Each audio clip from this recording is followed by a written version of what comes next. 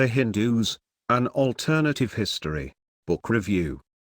This is no small history. In a text of almost 700 pages, Wendy Doniger attempts to encompass in a single volume the great sweep of the story of Hinduism in the Indian subcontinent from the earliest times to the present. If this task were not daunting enough, the problem of defining the very subject of the book is one that, as Doniger acknowledges, is not easy to resolve. As Doniger argues, there is no single definition that can easily encompass what the term Hindu means. Undoubtedly, she notes, there are clusters of beliefs and practices that many Hindus share, but to assert even this makes her uncomfortable. At various points, she gestures towards the importance of what she calls the Brahmin imaginary as a central focus around which, or in opposition to which, ideas and practices have developed. But even this she sees as problematic, sometimes nothing more than an empty center. Yet, for all that, this Brahmin imaginary plays a necessarily central part in her story, in spite of the wide variety, and the diverse character, of the ideas and movements she describes. In part this arises from her very effort to cast this as an alternative history. For Doniger, this is an alternative history because it incorporates stories of and about those who are, from the perspective of high-caste Hindu males, alternative in the sense of otherness. Central among these are lower castes, women, and animals.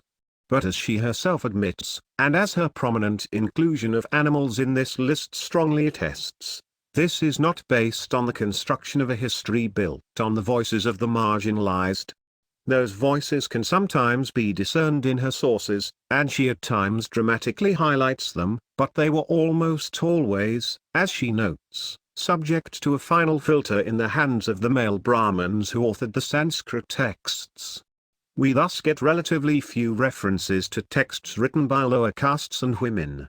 Her story is thus, in the end, not an alternative history in the sense of a story focused on the actual voices of the marginalized, but rather a history that is alternative primarily in that it gives a central place to images of problematic others, whether Dalits, animals, or women, in the construction of the imaginaries that define her subject. If there is a Brahmin imaginary that runs through her story, it is thus one in which these voices are an inescapable moral presence. It is, in fact, the tensions surrounding the Brahmin imaginary that provides what unity there is to her story, and what gives her focus on alternative groups meaning. Of course, as she acknowledges, to call this a Brahmin imaginary does no more to pin it down fully as the source for a clear identity category than the evocation of the term Hindu. There were many different sorts of Brahmins, she writes. Some whispered into the ears of kings, but others were dirt poor and begged for their food every day. Still, what matters most for Doniger is that this Brahmin imaginary emerges as a product of a complex web of structured oppositions between ideals and everyday life that can be traced to the earliest texts of the Hindu tradition. At the heart of her history, in fact, is not the definition of clear groups, or doctrines, or even ideas per se, but rather the definition of a set of tensions framed by the moral dilemmas of power, conflict, knowledge, and difference, all linked simultaneously both to the imagination and to the realities of political and social power and life that structure them. It is paradox and tension, in other words, that provide the thread, explored in multiple forms and with considerable complexity, that holds Doniger's history together. What gives Doniger's book its distinctive character is, in fact, the synergy between this view of history and the method of analysis that is at the heart of her approach. That is, one centered on the deep exploration of stories and myths. In some ways, the chronological structuring of her history is quite conventional. The plot of the Hindu's historical story as presented here is not likely to disturb the basic outlines of the periodicization presented in most history classes. Nor, on the whole, does she disturb the canon of key texts on which such a narrative would be based. But Doniger's historical method is far more novel. while the delineation of a historical chronology including the rise of new states and new religious movements is critical to the underlying structure of her narrative, the dynamics of her history are to be found elsewhere. They are found in the oppositions and changing tensions continually shaping the retelling of myths. It is, in other words, through an analysis of the structures of stories, of reworked oppositions and new mobilizations of old symbols, that Donija tries to get at the underlying nature of change. Her focus is thus on new images of old gods in the Brahmanas, in tensions between renunciation and eroticism in the time of the Upanishads, in the rhetorical juxtaposition of ideals and reality in the Shastras, or even, perhaps most remarkably, in the changing yet persistent role of animals and women in expressions of moral complexity in Hindu myths. Donija's method is to use an analysis of unresolved, yet always changing, tensions and paradoxes to define a historical narrative of both continuity and change. A myth that imagines a new relationship between humans and gods, she writes, makes possible, in turn, new relationships between humans. Indeed, it is thus myths, as she notes at one point in summing up, perhaps, the most powerfully underlying assumption in her method, that make history possible. This is not to say of course that she can, or does, dispense altogether with more traditional forms of historical analysis, for this provides a critical template against which she interprets changing stories. But it is the stories, and not the often limited socio-political analysis, that provide the real window onto the continuities that produce Donija's history of the Hindus. For a historian of modern India, the power of Donija's history is that it provides a model for an approach to historical analysis that in critical ways escapes the tyranny of identity categories that historians of India have long struggled with. Given Donija's approach, it is far less important that the category Hindu is a relatively late creation as an identity marker than it is that there are continuities of structural opposition and paradox that can be traced in the great bodies of myths and stories defining the imaginative cultural expression of Indian ideas and Indian life from a very early date. The history's coherence derives, in other words, not from the existence of bounded identity categories, but rather from the persistence of the distinctive frames of moral paradox that structure the changing ways that storytellers have tried to make sense of reality. It is these frames that give the history meaning, and that allow her to trace how the Hindu past has continued to live in a series of ever-changing presents. Having said this, Donija hardly escapes all the dilemmas in such a sweeping history, and it is perhaps not surprising that these become more acute the closer we get to the present. It is not the case, of course, that even in Donija's story, identity boundaries are of no moment. We can see both the potential of Donija's history to liberate us from such identity categories, and the problems that this entails, early on in her treatment of Jainism and Buddhism in particular. Are Buddhists and Jains Hindus in her story? On one level, the answer to this question can only be yes, for the ideas shaping Jainism and Buddhism arose, as Donija notes, in conversation with the myths and stories that define her history. And yet, to say this is to point to the ambiguities in her story, for she also discusses conflicts in ways that project Buddhism and Jainism as distinctive religions, particularly in the centuries after the Brahmins began circling the wagons against the multiple challenges of Buddhist Dhamma, Ashokan Dhamma, Upanishadic moksha, yoga and the wildfire growth of Hindu sects. In the face of this, she notes, Dharma came to be defined in ways that led it eventually to mean one's religion. It is of course in no way implausible to argue that a variety of challenges and diversity of organization and belief produced, in response, efforts to systematize a distinctive textual Dharma. But Donija's own language sometimes jostles uneasily with her projection of a narrative driven by the persistence of the fundamental tensions and paradoxes embedded in a long history of story-making, a history that, as she makes clear, both Jainism and Buddhism were in critical ways an integral part of.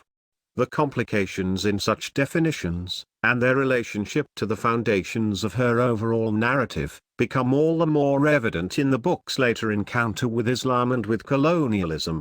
It is here, of course, that the implications of a story of interaction with foreign others is most potentially fraught, and Donija is well aware of the political implications of this part of her story. But Donija's discussion of the coming of Islam and Muslim power to the subcontinent is in fact most powerful and effective to the degree that she assimilates it to the larger structure of her narrative. New ideas, and new sources of power, were in fact largely understood, as she argues, within the framework of the pre-existing moral tensions and paradoxes defining her alternative Hindu history more generally. Thus Hindu myths and stories came to incorporate Muslims within the framework of pre-existing oppositions and moral paradoxes. Such a process, of course, was in its very nature contradictory.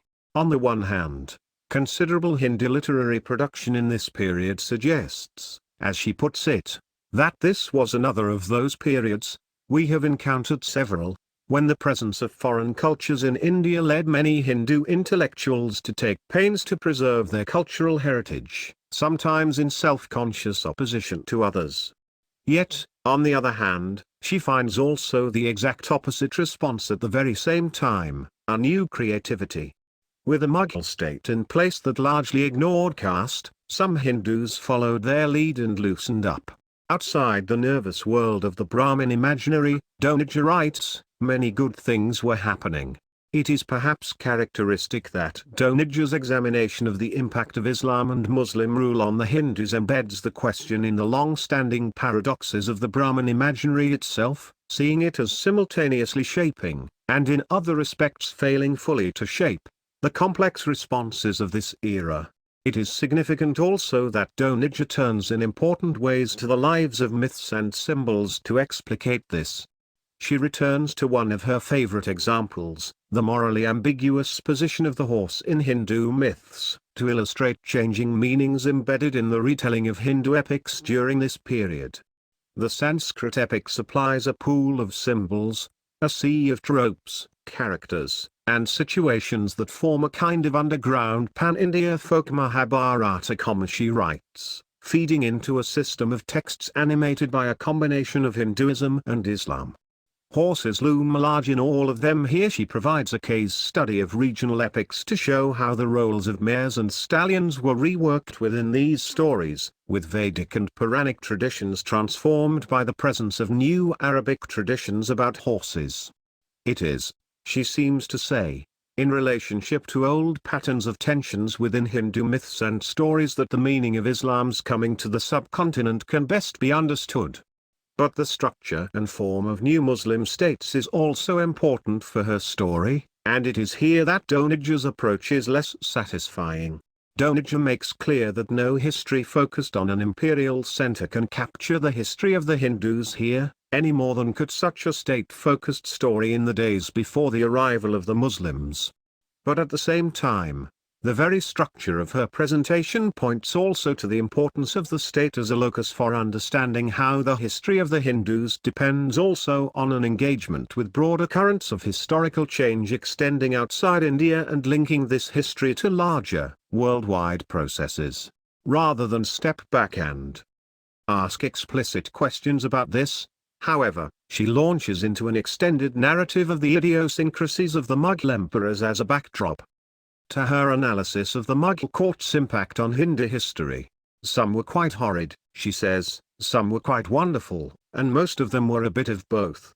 This opening bit of facile moralizing does not bode well for what follows, and indeed, her ensuing narrative, though not without its interesting observations on imperial attitudes towards Hinduism, hardly provides a coherent vision about how new ideologies of state authority, and perhaps new structures of knowledge, may have shaped new frameworks for thinking about the meanings of being Hindu during this era.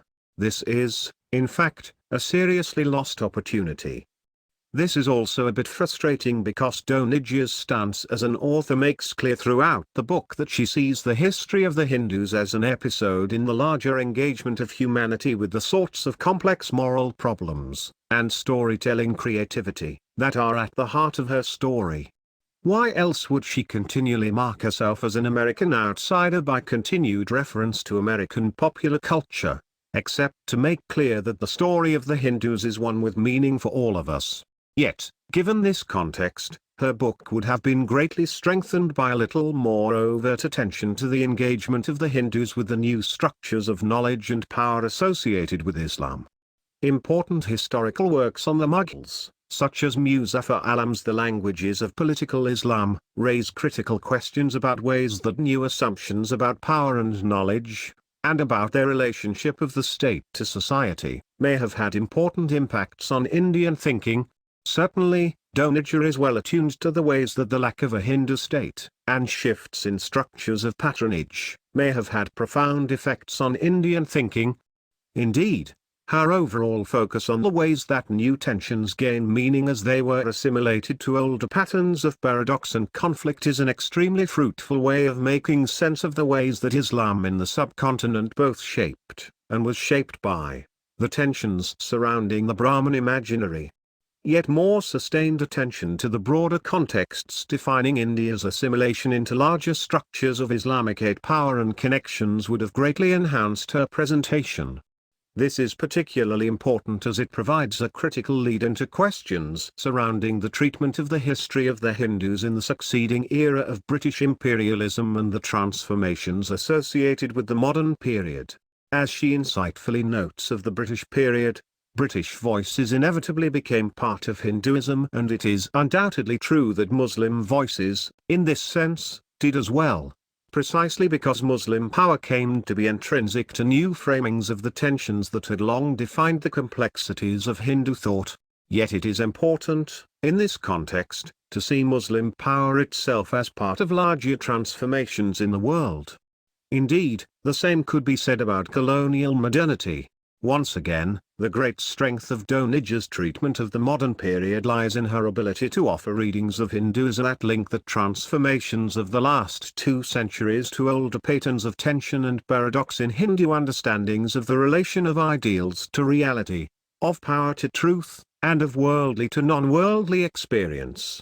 And again, these tensions take on new meanings in Donija's account precisely as they intersect with the new assumptions about ideals and the world underlying colonial power and the larger traditions that shaped it. The fruitfulness of this approach can be seen in a number of Donija's examples. It is in looking at the reworking of symbols and oppositions in colonial-era stories that she is able to open new windows on the nature of change under colonialism.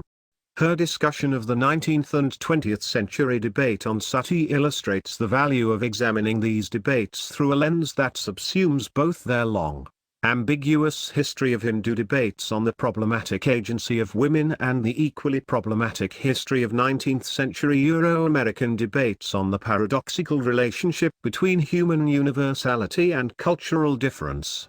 Perhaps her most interesting reinterpretation of the modern role of Hinduism in India lies in her reference to the modern role of Bhakti. Donija notes early on in her treatment of Bhakti the potential for both liberation and violence that was often embedded in devotional religion. Such tensions, she reminds us at the very end of her book, have also been central to modern India.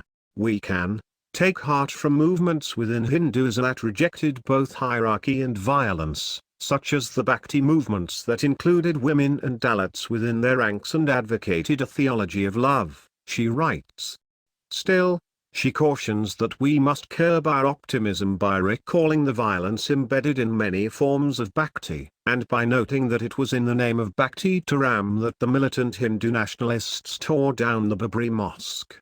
Here, once again, it is in honing in on their tensions long embedded in Hindu understandings of the world, that we can gain new insights on some of the critical tensions of modernity, in this case linked to nationalism.